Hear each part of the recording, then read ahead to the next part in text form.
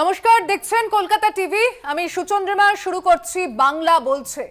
সন্দেশখালী ভোটের মুখে আবারও শুধু ইস্যু নয়, সুপ্রিম কোর্টে সন্দেশখালীর তদন্তের সিট গঠনের যে নির্দেশ তা কিন্তু নয়া মোড় দিতে পারে এই ইস্যুতে, সেটা বলাই বাহুল্য।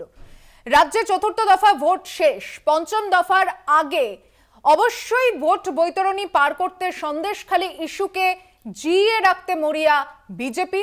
আর অবশ্যই ভাবে সেই ভিডিও ফাঁস করার পর সন্দেশখালীর ইস্যু নিয়ে সভায় বিজেপিকে নিশানা করতে ছাড়ছে না তৃণমূল। এরই মধ্যে স্বরাষ্ট্রমন্ত্রী অমিত শাহ প্রচারে এসে প্রথম সভাতে অন্তত সন্দেশখালী তার মুখে না এলেও দ্বিতীয় সভাতে মেরুকরণের তাসের সঙ্গে সন্দেশখালীর প্রসঙ্গ টেনেছেন তিনি, যার পাল্টা দিতে গিয়ে মমতা বন্দ্যোপাধ্যায় ইন্ডিয়া বনাম এনডিএ লড়াইয়ে ইন্ডিয়াকে ভোটের পর তরতাজা রাখার বার্তা শুধু নয়, তিনি বলেছেন এনডিএ শেষ, এবার প্রধানমন্ত্রী হতে পারবেন না আর নরেন্দ্র মোদী। তাই এই আবহের মধ্যে বাংলা বলছেতে অবশ্যই মমতা বন্দ্যোপাধ্যায়ের কথোপকথন এবং অমিত শাহের বার্তা কি রয়েছে শুরুতেই একবার শোনাবো।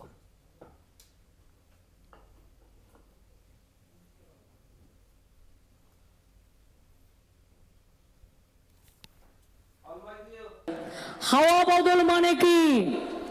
হাওয়া বদল মানে 420 গ্যারেন্টি বদল হচ্ছে, ভালো করে জেনে রাখুন। কেউ ভয়ে বলতে পারছে, কেউ পারছে না। এখনো পর্যন্ত যা মোটামুটি এসছে, ফোর্থ পেজ হয়ে গেছে, তাতে 195 থেকে 200-র মধ্যে বিজেপি বড় জোর হলে থাকতে পারে, আর ইন্ডিয়া জোট পাবে 295 থেকে 315।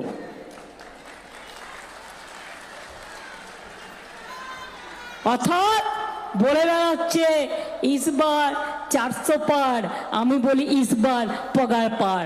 इतना 4 चरण पूरे हो गए हैं, 380 सीटों का चुनाव पूरा हो गया है। बंगाल में 80 सीटों का चुनाव पूरा हो 18 सीटों का चुनाव पूरा हो गया है। आज मैं बताकर जाता हूं, ये 380 सीट में मोदी जी 270 सीट लेकर पूर्ण बहुमत प्राप्त कर चुके हैं और आगे की लड़ाई 400 पार करने की है।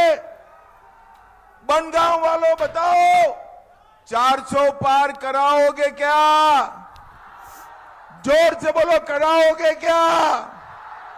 बंगाल में 30 से ज्यादा सीटें जिताओगे क्या? भाइयों बहनों, अगर आप 30 सीट जिताते हैं तो मैं मेरे मतवा समाज वालों को कहने आया हूं, हर एक को घर घर जाकर हमारा शांतनु ठाकुर सीएए से नागरिकता देने का काम भारतीय जनता पार्टी। দেশের স্বরাষ্ট্রমন্ত্রী অমিত শাহ প্রচারে এসে 30-এর কথা বলছেন এই বাংলায়। শুভেন্দু অধিকারীও বলেছেন, কিন্তু তারপর সুকান্ত মজুমদারের গলাতেও এই ডেডলাইন হুঁশিয়ারি দেখা যাচ্ছে। 35 পেয়ে গেলেই নবান্নে মুখ্যমন্ত্রী পরিবর্তন করে দেবেন, অর্থাৎ সরকার ফেলে দেওয়ার কথা নির্বাচনের মধ্যেই বলছেন বিজেপি রাজ্য সভাপতি। কি বলছেন শুনুন। যারা যত খাচ্ছে খেতে দিন, পায়ে দড়ি বেঁধে উল্টো করে টাঙাবো আর বমি করাবো সমস্ত জনগণের টাকা। আর পুলিশ প্রশাসনকে বলবো, দাদা আপনারা তো সবার আগে হাওয়া বোঝেন, হাওয়াটা বুঝুন, বুঝে ঠিক মতো মুরগির মতো হাওয়া মোড়ের মতো ঘুরে যান। হাওয়া এখন বিজেপির হাওয়া, এরপরে বিজেপির সুনামি আসছে। 30টা পার করে দিন, তার 1 বছরের মধ্যে আমরা সরকার তৈরি করব, নবান্নতে বিজেপির মুখ্যমন্ত্রী বসবে। তাই বিজেপির পার্টি অফিসে আক্রমণ হচ্ছে আমি শুনছি। কি হয়েছে কতলপুরে? হয়েছে তো? পুলিশকে বলছি ব্যবস্থা নিন। যদি ব্যবস্থা না নেন তাহলে কিন্তু বিজেপি ব্যবস্থা নেবে, আর বিজেপি যদি ব্যবস্থা নেয় তাহলে কিন্তু বিপদ আছে। পুলিশ যদি অ্যাকশন না নেয় আপনারা রিয়াকশন দেবেন, তো মুখ্যমন্ত্রীকে রিয়াকশন দেখাতে হবে, তো রিয়াকশন দেখান। যারা রয়েছেন আমার সঙ্গে বাংলা বলছে আজকে আলোচনা, তাদের সঙ্গে পরিচয় করানোর পালা। তৃণমূল কংগ্রেসের বক্তা রয়েছেন কৃষাণু মিত্র, স্বাগত জানাচ্ছি আপনাকে। বিজেপির বক্তা রয়েছেন স্নেহায়ন সরকার, স্বাগত জানাচ্ছি আপনাকে। কংগ্রেসের বক্তা রয়েছেন শুভাশিস ভট্টাচার্য, স্বাগত জানাচ্ছি আপনাকে। বামেদের বক্তা রয়েছেন স্বপন মণ্ডল, স্বাগত জানাচ্ছি আপনাকে। আমি চারজনের কাছেই বক্তব্যে আসার আগে সন্দেশখালী প্রসঙ্গ, যে সন্দেশখালী ইস্যু নিয়ে বিজেপি এত নিশানা করেছে এ রাজ্যের তৃণমূল সরকারকে, স্বরাষ্ট্রমন্ত্রীর ভাষণে সেই সন্দেশখালী আজ উধাও হয়ে গেল। অবশ্য দ্বিতীয় সভাতে তিনি উল্লেখ করেছেন, কিন্তু কি বলেছেন শুনুন। খালি ওগুলোর খবর নিন, সব কটা বিজেপি করতো, এই সিপিএম করতো। কাজী ওরা কার সাজিগুলো জানে, ওরা জানে না মা বোনদের টাকা দেওয়াটা বড় কথা নয়, মা বোনদের অসম্মান করাটা বড় কথা। তুমি মা বোনদের না জানিয়ে তাদের দিয়ে যা তা লিখিয়ে নিয়েছো, যা তারা পর্যন্ত আজ বলছে এটা আমাদের নামে লেখা হয়েছে, আমাদের বলেছে অন্য কথা। এর জন্য কার শাস্তি পাওয়া উচিত? শুধু লোকাল মন্ডল প্রেসিডেন্টের শাস্তি পেলে হবে? যারা মদত দিয়েছে, যারা মদতদাতা, যারা উদ্গাতা, যারা বলেছে বোম চাই, রিভলভার চাই, টাকা চাই, আর গ্যারেন্টি বাবু বললেন কি संदेश खाली में पूरा देश में संदेश हो गया, पूरा देश में खबर रह गया कि संदेश खाली में क्या हो रहा है। আমি বললাম ওরে সত্যের জয় আছে, মিথ্যে চিরকাল স্থায়ী হয় না, তোমার মিথ্যে বেরিয়ে যাবে। संदेश खाली एक महिला मुख्यमंत्री के नाक के नीचे सालों तक माताओं बहनों पर अत्याचार होता रहा। ममता बनर्जी ने उनको नहीं पकड़ा, भाजपा वाले हाई कोर्ट में गए, हाई कोर्ट ने ऑर्डर किया, फिर भी छोड़ना चाहते थे, फिर से हाई कोर्ट में गए, सीबीआई को केस सौंपा, तब उनका टीएमसी का नेता जेल में गया। ममता बनर्जी शर्म करो, शर्म करो, आप महिला मुख्यमंत्री हो, आपके नाक के तले संदेश खाली में बंगाल की माताओं बहनों पर अत्याचार हुआ है। আমি আসছি আজকে বাংলা বলছের আলোচনায়। আমি কৃষ্ণদার কাছে শুরুতেই আসছি। গোটা বিষয়টা সাজানো শুরু থেকে আপনারা বলে আসছিলেন, এবার তো বিজেপির কাছে বিষয়টাই পরিবর্তন হয়ে যাচ্ছে প্রচারে এসে। চতুর্থ দফার পর মমতা বন্দ্যোপাধ্যায় যে দাবি করছেন বিজেপির সংখ্যা নিয়ে, কোথাও কি সন্দেশখালীর প্রভাব বলেই মনে করছে একে তৃণমূল? না, আমি জানি না কে দাবি করলো। আমি তো দেখলাম অমিত শাহ টোটালি হাত তুলে দিল, বলল 270। তো 270 মানে তো মেজরিটি মার্ক 272, আমরা সকলে জানি। তো যেখানে চতুর্থ দফার শেষে এখনও 3টে দফা বাকি আছে, উনি তো 270 মেনে নিয়েছেন। মানে বিজেপি, আমরা যেটা দাবি করছিলাম, বিজেপি তার এত মিথ্যাচারের বলয়ের মধ্যে থেকেও সত্যিটা ফাঁস করে দিয়েছে। তার মানে যেটা যোগেন্দ্র যাদব বা বাকিরা বলছে এটা সত্যি। আজকে তো অমিত শাহ নিজে স্বীকার করে দিলেন। উনি এত মিথ্যে কথা বলেন যে মানে কোনটা কোথায় কি বলছেন নিজেই মাথায় রাখতে পারেন না। উনি বললেন পুরোহিত ভাতা, ইমাম ভাতা, ইমাম ভাতা ওয়াকফ বোর্ড দিচ্ছে, পুরোহিত ভাতাও তো বাংলাতে প্রচলিত, উনি জানেন না। আর এত মেরুদণ্ডহীন বাঙালি পদবীধারী এদের বিজেপির নেতারা যে এই সত্যিটা মানে এইটা কারেকশান করে দেওয়ারও সৎসাহস তাদের নেই। আজকে বললেন রোহিঙ্গা, এই রোহিঙ্গাদের ফ্ল্যাট বাড়ি বানিয়ে দিচ্ছে কেন্দ্র সরকার, মোদী সরকার। কে বলেছিল? কেন্দ্রীয় মন্ত্রী হরদীপ সিং পুরী। বলুক নরেন্দ্র মোদী, অমিত শাহরা বলুক যে না, হরদীপ সিং পুরী বলেনি, তাদের প্রকল্প নয় যে রোহিঙ্গাদের দিল্লির বুকে বড় বড় ভালো ভালো দামি দামি ফ্ল্যাট বাড়ি বানিয়ে দেওয়া। তো এই যে এত মিথ্যাচার, এই যে বলে সিএএতে বাড়ি বাড়ি গিয়ে নাকি সিএএ দেব। আজ থেকে ঠিক 1 মাস আগে শুভেন্দু অধিকারী হাবড়াতে দাঁড়িয়ে তার 4জন নেতার নাম উল্লেখ করেছিলেন: স্বপন মজুমদার, সুব্রত ঠাকুর, শান্তনু ঠাকুর এবং অসীম সরকার। বলেছিলেন যে এরা 4জনেই সিএএ 19-এর আওতায় যে রুল ফেব্রুয়ারি মাসে ফ্রেম হয়েছে সেই আওতায় নাগরিকত্ব দাবি জানাবেন। 4জনই অ্যাপ্লাই করেননি, আর 4জনই নির্বাচন লড়ছে। স্নেহায়ন, এটাই কি ক্রোনোলজি? তাহলে কোনটা ক্রোনোলজি? মানে বিষয়টা হচ্ছে গিয়ে যে কৃষাণুদা শুনলো কথাটা কিন্তু বুঝলো না হয়তো। অমিত শাহ 270 বলেছে, যেটা বলেছে যে 4টে যে ফেজ হয়েছে 4টে ফেজের মধ্যেই যে সংখ্যাগরিষ্ঠতা 272 সেটা অলরেডি অ্যাচিভড হয়ে গেছে। এর পরবর্তী 3টে ফেজে যেটা লক্ষ্য সেটা হচ্ছে গিয়ে 400 পার যেটা লক্ষ্য, সেটা সেই লক্ষ্যমাত্রাকে পূরণ করা। কিন্তু মমতা ব্যানার্জির তো উল্টো দাবি, মমতা ব্যানার্জির দাবিটাও মানতে হবে যে 295 থেকে 315টা ইন্ডিয়া অ্যালায়েন্স পাবে। তো আমাদের একটা সবিনয়ের প্রশ্ন মুখ্যমন্ত্রীর কাছে, মাননীয় মুখ্যমন্ত্রীর কাছে, 295 থেকে 315টা ইন্ডিয়া অ্যালায়েন্স পাবে। উনি যদি একটু ব্রেকআপটা দেন যে 295 থেকে 315-এর মধ্যে কে কটা পাবে, উনি 45টা আসনে দাঁড়িয়ে উনি কটা পাবেন, কংগ্রেস 328টা আসনে লড়াই করে কংগ্রেস কটা পাবে, নাও 47টা। কারণ আমাদের যাই হোক 45 নাও 47টা আসনে লড়াই করছে। তো বিষয়টা হচ্ছে যে কে কটা পাবে, কারণ এটা ইম্পর্টেন্ট এই কারণে, কারণ আগামী দিনের জন্য সে প্রধানমন্ত্রী কে হবে, প্রতি বছর নাকি একটি করে প্রধানমন্ত্রী হবে। তো প্রথম বছরের প্রধানমন্ত্রী আপনারা তো বছরে বছরে মুখ্যমন্ত্রী পাল্টানোর কথা বলছেন, ভোটের আগেই মুখ্যমন্ত্রী পাল্টে দেওয়ার কথা বলছেন। না, আমরা বছর বছর মুখ্যমন্ত্রী পাল্টানোর কথা বলিনি। আমরা যেটা বলা হয়েছে যে যদি ভারতীয় জনতা পার্টি 30টা সিট পায়, কারণ 2019-এ আমরা দেখেছিলাম তখন আমরা 18টা সিট পেয়েছিলাম, সিঙ্গেল লার্জেস্ট পার্টি তৃণমূল ছিল 22টা সিট। আমাকে শেষ করতে দিন সুচন্দ্রমারি প্লিজ। আমরা সিঙ্গেল লার্জেস্ট পার্টি ছিলাম না, তৃণমূল সিঙ্গেল লার্জেস্ট পার্টি ছিল উইথ 22টা সিট, কিন্তু রেজাল্ট বেরানোর 4 দিনের মধ্যে 7টা এমএলএ পদত্যাগ করে ভারতীয় জনতা পার্টিতে জয়েন করেছিল। তারপর সার্কুলার দিয়ে বলতে হয়েছিল যে আমরা এই মুহূর্তে আর কোনো জয়েনিং করাবো না, কোনো এমএলএ কে আর ভাঙাবো না। বিষয়টা হচ্ছে কি, যদি ভারতীয় জনতা পার্টি 30-এর ফিগারে যায় তাহলে সুকান্তবাবু বলেছে 1 বছর, আমরা জানি না 1 বছর অবধি এই সরকার টিকবে কিনা, কারণ এই এমএলএদের ওপর মমতা ব্যানার্জি বা অভিষেক ব্যানার্জির কতটা হোল্ড। আর যখন যেই মোমেন্টে স্নেহায়ন, আপনি নিশ্চয়ই অপারেশন লোটাস সম্পর্কে জানেন, মানে এখানে কংগ্রেসের প্রবক্তা নিশ্চয়ই পরের ধাপে আমি তার কাছে এটা নিয়েই আসবো, এখান থেকে তৃণমূল থেকে কেউ পদত্যাগ করে হলে বিজেপি থেকে কেউ পদত্যাগ করে, না আমি একটা কথা বলি, এমপি কিনে আমি একটা কথা বলি, সরকার ভাঙার চেষ্টা হলে ওয়েস্ট বেঙ্গল অ্যাসেম্বলিতে শূন্য হয়ে যাওয়া কংগ্রেস বাই ইলেকশনে একটা সিট জিতছে, সেই এমএলএটাকেও 2 মাসের মধ্যে ভাঙিয়ে নিতে হচ্ছে তৃণমূলকে। তাহলে এটাকে আপনারা কোন অপারেশনের নাম দেবেন এটা একটু বলুন। আমি আসছি একটা ছোট বিরতিতে যাওয়ার সময় হয়েছে, বিরতির পর ফিরে এসে শুনবো। সঙ্গে থাকবেন বাংলা বলছেতে। ফিরে এলাম বিরতির পর, দেখছেন বাংলা বলছে, আমি সুচন্দ্রিমা রয়েছে আপনার কাছে। আমি কংগ্রেসের কাছে আসছি। সুভাষিস দা, অবশ্যই ভাবে ইন্ডিয়া জোট নিয়ে মমতা বন্দ্যোপাধ্যায় যে বার্তা দিয়েছেন, ভোটের পর দিল্লি গিয়ে দেখে নেবেন, কিন্তু এই রাজ্যে এই যে বিজেপির এখন যে আতে ঘাটা লাগছে ইন্ডিয়া জোটের কথাটা শুনে, কংগ্রেস কি সেটা নিয়ে জবাব দেবে? না, এর মধ্যে ওদের দুজনের মধ্যে ওই তৃণমূল কংগ্রেস এবং বিজেপির প্রবক্তাদের বেশ কিছু কথা আমি শুনছিলাম এবং নোট ডাউন করেছি সেই কথা।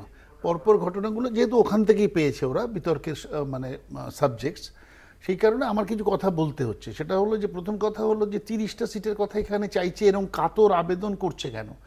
ভারতবর্ষ ঘুরে দেখে নিয়েছে যে ভারতবর্ষের অবস্থা ভালো না, কারণ যেখানে যেখানে যা পাওয়ার, বিহারে 40টা সিট 39টা পেয়েছে, মহারাষ্ট্রে 48টা 42টা পেয়েছে, একদম অপটিমাম জায়গায় পড়ে রয়েছে। আর টোটাল ভারতবর্ষের যে অবস্থা, আমি অন্য জায়গায় যাচ্ছি না, আর স্টেটগুলো বললাম না, সময় যাবে, তাতে আর অ্যাচিভ করার জায়গা নেই। এবার ডিমিনিশিং রিটার্ন হবে, এবার নিচের দিকে নামবে। ফলে কি হয়েছে, এখানে পশ্চিমবাংলায় এসে এখন হাত জোর করে ভিখিরির মতন বলছে 30টা হলে পরেই আমরা সরকারটা করতে পারি, এবং আরেকটা পাশাপাশি একটা ইন্ধন দিচ্ছে, সেটা হলো যে আমরা সরকারটাকে ফেলতে পারি। হ্যাঁ, সরকার ফেলার ইতিহাস ওদের আছে, অর্থের বিনিময়ে কর্ণাটক ফেলেছে, গোয়া ফেলেছে, মধ্যপ্রদেশ ফেলেছে, মানে সো অ্যান্ড সো ফোর্থ, আমরা লিস্ট বাড়বে, এরকম ঘটনা ঘটেছে। কিন্তু ঘটনা যেটা ডেমোক্রেসি না, ডেমোক্রেসিকে ধ্বংস করেছে, নির্বাচিত সরকারকে অগণতান্ত্রিকভাবে ফেলে দিয়ে টাকার জোরে কিনে নিয়ে দেশে এই প্রেসিডেন্ট স্থাপন করেছে, এই দৃষ্টান্ত স্থাপন করেছে, যেটা ভারতবর্ষের বুকে বিজেপি বলেছিল পার্টি উইথ এ ডিফারেন্স, এটা করা উচিত ছিল না, সেটা তারা করেছে। দ্বিতীয় পয়েন্টে আসি আমি, মতুয়াদের ভারতবর্ষের বুকে একটা জাত হঠাৎ করে তৃণমূল আসার পর মতুয়া নিয়ে টানাটানি হচ্ছে, এবং সেটা বিজেপিও করছে। আমরা 72 সাল থেকে দেখেছি, আমাদের ওখানে এমএলএ চণ্ডী মিত্র ছিল, মীরা মিত্র ছিল, তারপরে প্রবীর ব্যানার্জি কান্তি বিশ্বাসকে হারিয়ে হয়েছিল, পরপর হচ্ছে। একদিনের জন্য মতুয়া শব্দটা উচ্চারণ করতে হয়নি, অথচ মতুয়ারা আমাদের ভোট দিয়েছিল, এবং কংগ্রেস হাঁসখালি থেকে মতুয়া সম্প্রদায়ের গুরুদাস ঠাকুরকে টিকিট দিয়েছিল, নমিনেশন দিয়েছিল, উনি জিতেছিলেন। তা ব্যাপারটা যেটা হয়েছে, এখন এই জাতপাতের রাজনীতি আস্তে আস্তে আস্তে আস্তে কিন্তু তৈরি হচ্ছে। মতুয়া, এরপরে ব্রাহ্মণ হবে, তৃণমূল না বিজেপি তৃণমূল অ্যাকচুয়ালি কি হয়েছে আমি বলি, এটা এটা এটা অস্বীকার করে লাভ না, কৃষ্ণাণু হয়তো অস্বীকার করবে না। এই মতুয়া সম্প্রদায়কে তৃণমূল আসার পর থেকে কিন্তু মারাত্মক হাইলাইটেড হয়েছে মতুয়া মতুয়া মতুয়া। যাই হোক, এটা হয়েছে, এটা খুব দুর্ভাগ্যের। থার্ড কথা বলছি, সিএ নিয়ে কথা বলছিল অমিত শাহ। সিএ 4 বছর আগে বিল হয়ে গেছে, সমস্ত কিছু হয়ে গেছে। 4 বছর ধরে কুড়োর কলের মতন ঝুলিয়ে রেখেছে, আজ হবে কাল হবে পরশু হবে। আজকে যারা মন্ত্রী হলো শান্তনু ঠাকুর, সে বলছে আমার নাগরিকত্ব চাই। তাহলে তাকে যদি প্রশ্ন করা হয় বা ভারতবর্ষের সংবিধান তাকে যদি জিজ্ঞাসা করে, ভাই তুমি নাগরিক না, তুমি ভারতবর্ষের মন্ত্রী হচ্ছ, কি করে হচ্ছ, কে করছে তোমায়? মানে এগুলো ইস্যু কি হয়েছে কি হয়নি সেটা একটু পরিষ্কার করুন। নিশ্চিতভাবে এগুলো ঘটনা যেটা হয়েছে এই ইস্যুগুলোতে খুব, তাহলে মমতা বন্দ্যোপাধ্যায় যা বলেছেন সেটা ঠিকই বলছে। 100 আর BJP caught in a dilemma, absolutely আমি স্বপনবাবুর BJP is caught in a dilemma, একটা উভয় সংকটের মধ্যে পড়েছে, কি বলে ভোট আদায় করবে এটা বুঝতে পারছে না। সন্দেশখালী প্রসঙ্গ একদমই উধাও, অনেকগুলো ইস্যু সামনে এসছে আর কি। প্রথমে আমি বলি যে সুকান্ত মজুমদারের যে কথাটা, এটা একটু উল্লেখ করা দরকার। উনি বললেন যে 30টা হলে আমরা 1 বছরের মধ্যে সরকারটা ফেলে দেবো। মানে বিজেপি নেতারা, বিশেষ করে বাঙালি বিজেপি নেতারা এবং দিল্লি থেকে যারা যাতায়াত করছেন আর কি, এদের যে বিন্দুমাত্র গ্রহণযোগ্যতা বাংলাতে নেই, সেটা গত 5 বছরে প্রমাণ হয়ে গেছে। কারণ আপনি ইতিহাসটা দেখুন, 2015 সালে যখন সারদা কেলেঙ্কারি সামনে এলো, তখন সিদ্ধার্থ সিনহা এই ধর্মতলার মোড়েই মিটিং করে বলেছিলেন যে 2016 সালে আমরা গভর্নমেন্টটাকে ফেলে দিতে পারবো, 2016 সালে পরিবর্তন আনাতে পারবো আমরা। তারপর 2021 সালে বিধানসভার পরে যখন সন্ত্রাস চরম হলো আমাদের রাজ্যে, তখন এই শুভেন্দু অধিকারীরাই বলেছিল যে আমরা কিন্তু গভর্নমেন্ট ফেলে দেবো, কয়েকদিনের মধ্যে রাষ্ট্রপতি শাসন জারি করে দেবো। আবার 23 সালে যখন পঞ্চায়েত নির্বাচনের সময় প্রচণ্ডভাবে সন্ত্রাস সারা বাংলায় ছড়িয়ে পড়লো, তখনই এই বিজেপি নেতারা বলেছিলেন কিন্তু তৃণমূল সরকারকে ফেলে দেবো। কিন্তু ঘটনাটা যেটা ঘটেছে আমি বলছি, কয়েকদিন আগে আরএসএসের যে মুখপত্র স্বস্তিকে লেখা হয়েছে যে আমরা কোনো মতেই মমতা ব্যানার্জিকে ডিস্টার্ব করতে চাই না, পশ্চিমবাংলায় কোনো টার্মোয়েল তৈরি করতে চাই না, বিজেপি নেতাদের পরামর্শ দিয়েছে। লজ্জা করা উচিত এই অমিত শাহদের, এই সুকান্ত মজুমদারদের। তাদের যেখান থেকে নাগপুর থেকে এক রকমের নির্দেশ আসছে, আর বাংলার মানুষকে সাধারণ ভুল বুঝিয়ে উল্টো পাল্টা কথা বলে যাচ্ছে। বিজেপি ওই যে বলছে না যে 272 না কত পেয়ে গেছে, আমি বলছি সমস্ত ফেজে নির্বাচন হয়ে যাওয়ার পরে বিজেপি কেন এনডিএ 200 পেরোবে না, আমি বলছি আপনাকে। তার মূল কারণ এই যে বিজেপি কিরম জুমলাবাজি বলে, শুনুন জুমলাবাজি কাকে বলে শুনুন। বিজেপি সারা ভারতবর্ষে কতগুলো সিট লড়ছে তারা, তাদের নেতারা জানে? পরিষ্কার করে বলুন। 400 সিট পাবে বলছে, 400 সিট তারা লড়াই করছে। ডেডলাইন প্রসঙ্গটা খুবই গুরুত্বপূর্ণ, আসছি বিস্তারিতভাবে এটা নিয়ে আলোচনা প্রয়োজন। একটা ছোট্ট বিরতি নিয়ে ফিরছি, এক্ষুনি বাংলা বলছে তো সঙ্গে থাকবেন। ফিরে এলাম বিরতির পর, দেখছেন বাংলা বলছে। স্বপনবাবু খুব সংক্ষেপে শেষ করবেন। দেখুন, মোদি এখানে এসে বলছেন, অমিত শাহ বলছেন যে সিএ নিয়ে বলছেন। আজকে অমিত শাহ বললেন দেখলাম যে এই শান্তনু ঠাকুর এরা সব গিয়ে নাকি নাগরিকত্ব বাড়িতে বাড়িতে দিতে যাবে আর কি। আমার প্রশ্ন হচ্ছে যে নাগরিকত্ব বাড়িতে দিতে যাবে না নাগরিকত্বটা কেড়ে নেওয়ার জন্য বাড়িতে বাড়িতে যাবে, তাই না? সরকার তো অনলাইনে অ্যাপ্লিকেশন করার কথা বলেছে, তাহলে বাড়িতে যাওয়ার প্রয়োজনটা হচ্ছে কেন? এইটাই হচ্ছে সবচেয়ে বড় প্রশ্ন, যে মতুয়া যাদের কথা বলছে সেই মতুয়ারা কিন্তু আমাদের দেশের নাগরিক। তারা কিন্তু ভোট দিয়ে বছরের পর বছর, দশকের পর দশক এখানকার জনপ্রতিনিধি, দিল্লিতে জনপ্রতিনিধি তারা পাঠাচ্ছেন, তারা নিজেরাও নির্বাচিত হচ্ছেন, তা সত্ত্বেও তাদেরকে নাগরিক বলে চিহ্নিত করছে। আমি তৃণমূলের কাছে আসছি। এখানে এই যে সিট তদন্তের আবেদন করা হয়েছে, কোথাও আবার সিএ প্রসঙ্গকে টানা, সন্দেশখালী ফ্লপ বলে। তার কারণ হচ্ছে বনগাঁতে সিএ ছাড়া অমিত শাহ বাঁচতে পারবে না। ওদের মধ্যে প্রচুর পলিটিক্যাল প্রেশার আছে। তার কারণ হচ্ছে সিএ যে ওরা রুলস ফ্রেম করেছে তাতে আরটিআই করা হয়েছে যে কতজন অ্যাপ্লাই করেছে। কেন্দ্র স্বরাষ্ট্র দফতর প্রথমে বলল যে আমাদের কাছে এইটা সেভ করার মতো নথি নেই, মানে জানি না কতজন অ্যাপ্লাই করেছে। তারপর যে ভেতর থেকে খবর বেরিয়ে এলো যে একজনও অ্যাপ্লাই করেনি, এবং সরাসরি তাহলে প্রথমে প্রমাণ দিতে হবে যে আপনাকে পাকিস্তান বা বাংলাদেশের নথি দিতে হবে যে আপনি ওখানে ছিলেন, এবং ডিক্লেয়ার করতে হবে যে আমি ভারতে ইল্লিগালি ঢুকেছি। তো এটাতেই লোকজন ভয় পেয়ে যাচ্ছে। এবং এখন বলুন না, আমি তো বললাম শুভেন্দু অধিকারী যে 4 জনের নাম বলেছিল, 4 জন প্রার্থী, একজন ওনাদের বিধায়ক আর 3 জন লোকসভার প্রার্থী, তাহলে এরা কেন অ্যাপ্লাই করলো না? আর অ্যাপ্লাই না করে যে লড়ছে তার মানে বিদেশি নাগরিকদের বিজেপি টিকিট দিয়েছে। এবং এখানে আরেকটা জিনিস বলে রাখি, মজার বিষয় হলো যেটা তাতাদা বলল যে মতুয়া আমরা আসার পরে, তা হয়নি কিন্তু। 2009 সালে গোবিন্দ নস্কর যখন প্রথমে তৃণমূলের টিকিটে ওখান থেকে জিতলেন, তখন সিপিএমের টনকটা নড়লো এবং ঠাকুরবাড়ি যাতায়াত কিন্তু বুদ্ধদেব ভট্টাচার্য, বিমান বোস এরাও করেছে। কিন্তু ইউনিভার্সিটি করে দেবো আখেরে করলেন, সেই নামকরণটা কিন্তু মমতা বন্দ্যোপাধ্যায় হাত ধরে। তারপরে কপিল কৃষ্ণ ঠাকুর সেখানে 2014-তে সাংসদ হলেন, উনি তারপরে মারা গেছিলেন মমতাওয়ালা ঠাকুর। তো সুতরাং সিপিএমও কিন্তু তার শেষ যে চলে যাওয়ার আগে 2009 থেকে 11 খুব চেষ্টা করেছে মতুয়া টতুয়া, ওই একচিটি আমাদেরকে ব্লেম দিলে হবে না।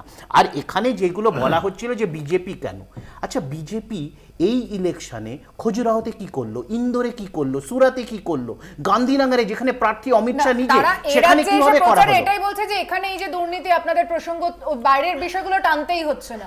সন্দেশখালী এমন একটা ইস্যু তৈরি করা হলো যেখানে দিয়ে তো ধরা পড়ে গেছে, দফার ভোট কেটে গেল, একটু ধরা পড়ে গেছে, তো চতুর্থ দফার ভোট কেটে গেল, এখনো সেই ইস্যুতেই কথা বলতে হচ্ছে। বিজেপি নেত্রী নিজে অ্যান্টিসিপেটরি বেল নিতে গেছিলেন, পুলিশ তো ধরেনি তাকে, নিজে অ্যান্টিসিপেটরি বেল নিতে আদালতে গেছিলেন, আদালত তাকে জেলে পাঠিয়ে দিয়েছে। তার মানে এই যে বিজেপি যে ধরা পড়ে গেছে, এটার মধ্যে এখন আদালতের শিরমোহর লেগেছে। এবং আরেকটা মজার ব্যাপার হচ্ছে, এই যে 30টা আসন পাওয়ার পর হ্যান করবে ত্যান করবে, আমি বলে রাখি 2019-এ এই বিজেপি একটা লাইন বলি, 2019-এ এই বিজেপি গুজরাট থেকে 26টা আসন পেয়েছিল, 7 জন ক্যাবিনেট মিনিস্টার হয়েছিল।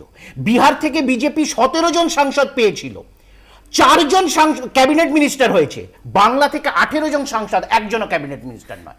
তারপরে এইসব বলছে এরা, এই তো মিথ্যাচার। বাবুল সুপ্রিয় হয়তো সেজন্যই তৃণমূলে আপনাদের এখন তাও জুনিয়র মিনিস্টার ছিল, ক্যাবিনেট মিনিস্টার ছিল না, সব হাফ প্যান্ট। সুভাষিস ভট্টাচার্য, আমি একটা কথা বলছি, সেটা হলো যে মতুয়াদের নিয়ে খেলাটা খেলতে হবে বিজেপিকে, না হলে পরে এই আফসার্স দিয়ে তৈরি হয়েছে একটা ভয়ঙ্কর পরিস্থিতি যে তৈরি হয়েছে মতুয়াদের ভেতর। মতুয়ারা ভোট দিয়েছিল বিজেপিদের এই শর্তে যে আমাদের সিএ দিতে হবে, এটা একটা শিফট করেছিল এই কারণে, এবং যার জন্য শান্তনু ঠাকুর, জগন্নাথ সরকার এরা এমপি হয়েছিল।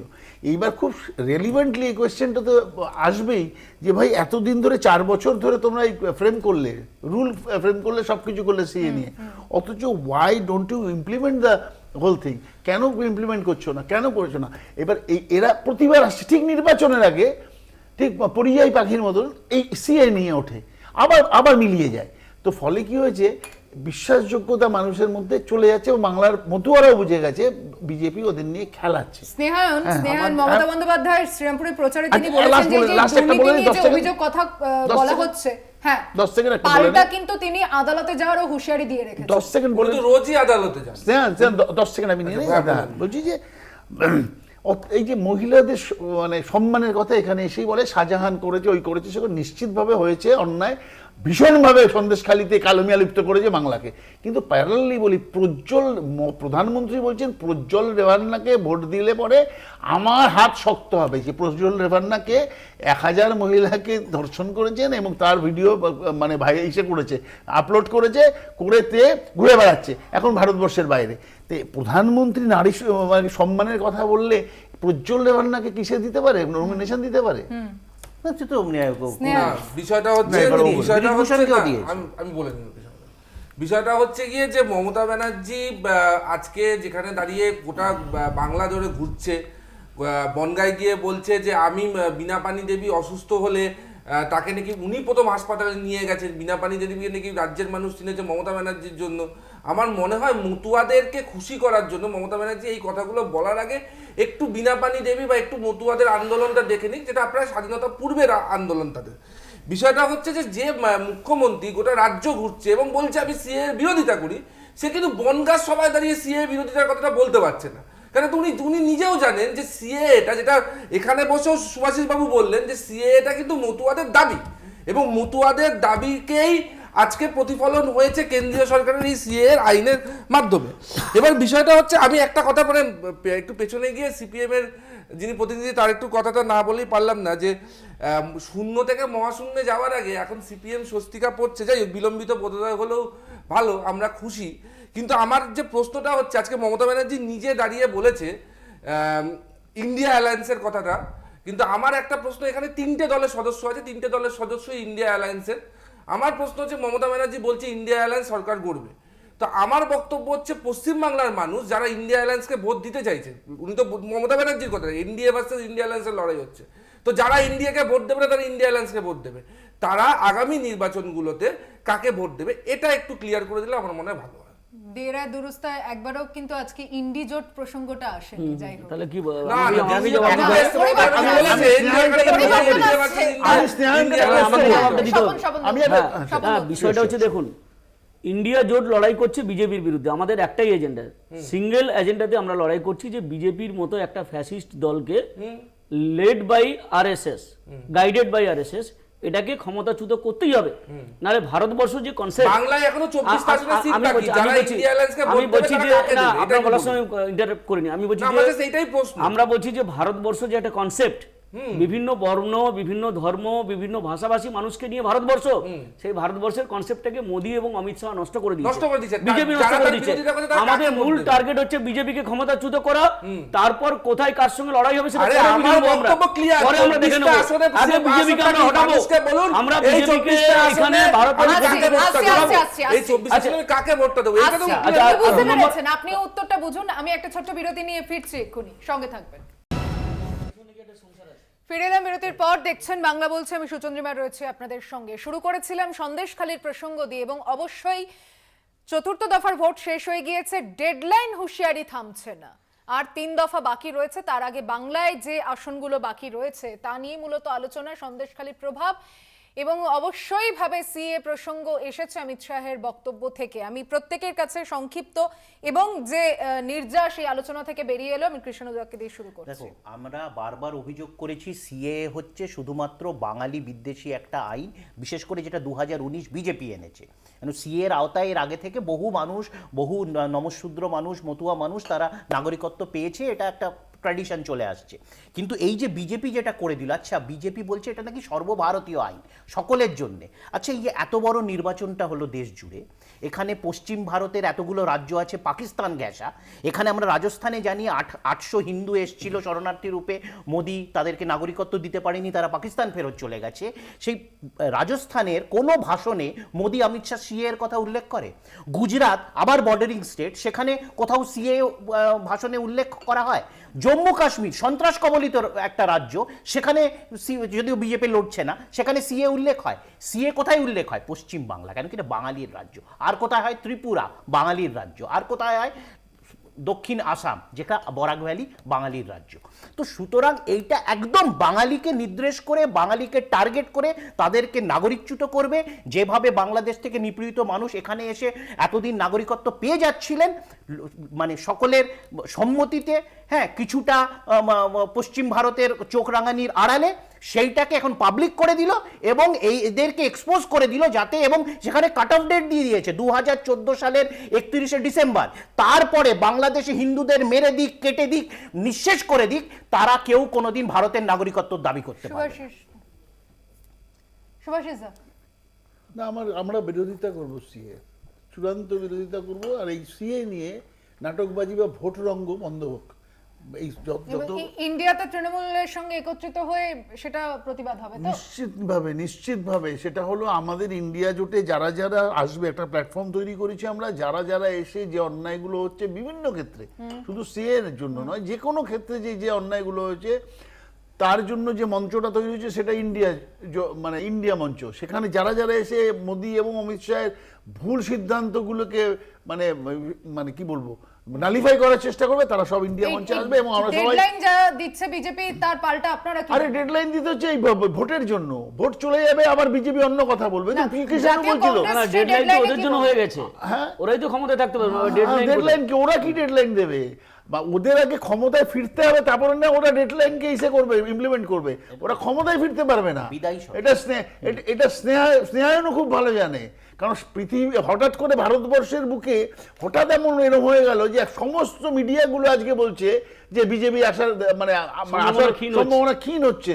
কারণ এই মিডিয়াগুলোই, যে মিডিয়াগুলো অ্যাবসলিউটলি মোদি মোদি মোদি মোদি করছিল, আজকে তারা এমন একটা ব্যালেন্সিং করছে, তারাও বুঝতে পেরেছে যে তাদের মানে বিজেপির আশাটা খুব একটা অত সহজ না, সুতরাং এরা আসতে পারবে না। সুতরাং এখন থেকে ব্যালেন্স শুরু করে, এখন থেকে ইন্ডিয়া জোটের কথা বলবো। বিষয়টা হচ্ছে যে এই যে সিএ আইন নিয়ে এত আলোচনা হচ্ছে বিভিন্ন চ্যানেলে বা আপনাদের চ্যানেলে, আমি পরিষ্কার করে বলতে চাই যে আমাদের রাজ্যে যারা মতুয়া আছেন, বিজেপি তাদেরকে এতটা বিপদের মধ্যে ফেলে দিয়েছে যে তারা যতদিন বাংলাদেশ বা অন্য কোনো জায়গা থেকে এসে আমাদের এখানে অনুপ্রবেশ করেছিল, এতদিন তারা কিন্তু সেই বিপদের মধ্যে ছিল না। প্রচন্ড জমি একটা threat- জমি হারাচ্ছে তারা, কিন্তু না, জমি হারাচ্ছে না, পাবেন যারা, একদম আপনারা আশা করছেন কতটা? না, একদম থ্রেটের মধ্যে তাদেরকে ফেলে দিয়েছে। চ্যানেলে আছে, ওটা উচিত বেরিয়ে হচ্ছে পড়বে। মতুয়া সম্প্রদায়ের ঐক্যবদ্ধভাবে উচিত যে বিজেপিকে ওখান থেকে রুট আউট করা। আগামী দিনে ইন্ডিয়া জোট ক্ষমতায় এলে আপনাদের সঠিকভাবে নাগরিকত্ব তো আছেই, সেটাকে যাতে কনসলিডেট করা যায় সেটা আমাদের ইন্ডিয়া জোট দেখবে, এটা আমরা আশ্বস্ত করতে পারি। কিন্তু আপনাদের প্রথম কাজ যেটা, যে চিটিংবাজ এবং এই ঠকবাজ বিজেপি, যারা শুধুমাত্র আশ্বাস দেয়, কিছু কাজ করে না। 15 লক্ষ টাকা করে দেবে বলেছিল, বছরে 2 কোটি টাকা চাকরি দেবে বলেছিল, মানে কারো টাকা ফিরিয়ে নিয়ে আসবে বলেছিল, কোনো কাজই করতে পারেনি মোদি, সবটাই ফেল করেছে। এই এই মানে ধাপ্পাবাজ বিজেপি। আমরা যা ট্রেলার দেখেছি না, মোদিজি বলেছেন ট্রেলার যা হয়েছে 10 বছরের ট্রেলার। আমরা দেখেছি কোভিডের সময় গঙ্গা দিয়ে লাশ ভাসছে, ট্রেলারের একটা অংশ। আমরা দেখেছি মণিপুর ঝুলছে, ট্রেলারের একটা অংশ। আমরা দেখি মহিলা কুস্তিগিররা রাস্তায় দাপড়াচ্ছে তাদের ন্যায়ের জন্য। আমরা এইসব ট্রেলার দেখেছি 10 বছরে। এবার ভারতবর্ষের মানুষ এই ট্রেলার থেকে বেরিয়ে পুরো ইন্ডিয়া জোটের একটা ফিল্ম দেখতে চায়। ভারত যে কনসেপ্ট, ভারতবর্ষ যাকে বলি আমরা। আমার টাইমে বললো, আমার টাইমটা একটু বলতে দিলে ভালো। না, সিপিএম এর প্রতিনিধি এখানে ভালো কথা বললেন। আমি সিপিএম এর প্রতিনিধি নই, সিপিআই লেখা আছে বামেদের। আচ্ছা, বামেদের প্রতিনিধি এখানে বললো যে আমরা বিজেপির বিরুদ্ধে লড়বো, চোর এবং জোচ্চোরদের বিরুদ্ধে লড়তে আমরা ইন্ডিয়া অ্যালায়েন্সের প্ল্যাটফর্মে ইন্ডিয়া অ্যালায়েন্সের সরকার করবো। এবার চোর আর জোচ্চোরদের বিরুদ্ধে সিপিআই বা বামেরা লড়বে, কাদেরকে সঙ্গে নিয়ে না, সাথে নিয়ে লড়বে হচ্ছে তৃণমূল কংগ্রেসকে। কেন তৃণমূল কংগ্রেসের সঙ্গে কি বলিনি, এইটুকুনি গণতন্ত্র রাখুন। তৃণমূলকে নিয়ে বামেরা চোর এবং জোচ্চোরদের বিরুদ্ধে লড়বে, দুর্নীতির বিরুদ্ধে লড়াইয়ে তৃণমূল কংগ্রেসকে নিয়ে লড়াই হবে। যে তৃণমূল কংগ্রেস এই রাজ্যে দাঁড়িয়ে শিক্ষা থেকে স্বাস্থ্য, কর্পোরেশনের চাকরি থেকে শুরু করে কয়লা, গরু সবকিছু চুরি করেছে, এই অভিযোগ কাদের? এই অভিযোগ বামেদের। কারা স্লোগান তুলেছিল, চোর ধরো জেল বড়, বামেরা। তো যাই হোক, সেই বামেরাই যখন দিল্লিতে তৃণমূল কংগ্রেস নিয়ে যাবে, তখন তৃণমূল কংগ্রেস ধোয়া তুলসী পাতা হয়ে যাবে।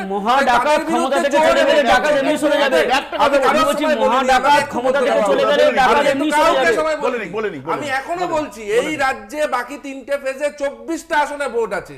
আমি মানুষের কাছে আবারও বলছি, লড়াই এনডিএ ভার্সেস ইন্ডিয়া জোটের, এটা একদম সত্যি। এবং আপনারা বিচার করুন, আগামী 5 বছরের জন্য কাদেরকে ভোট দেবেন, যারা। এবং আরেকটা কথা বলছি, এইখানে দাঁড়িয়ে যে সিপিএম আর যে কংগ্রেস একসাথে কথা বলছে, সেই কংগ্রেস আবার কেরালায় গিয়ে বলছে পিনারাই বিজয়ন সব থেকে দুর্নীতিগ্রস্ত লোক, এবং পিনারাই বিজয়ন বা কেরালা সিপিএম হচ্ছে গিয়ে বিজেপির এ টিম, সেই জন্য বিজেপি বিজয়ন বা তার মেয়েকে গ্রেফতার করা হচ্ছে। আজকের বিষয়ের সাথে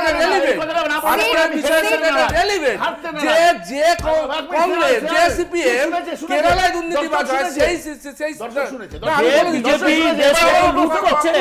আমি বলছি বিজেপি দেশ থেকে লুট করছে, তাকে আগে হটালে। এটা উত্তর না,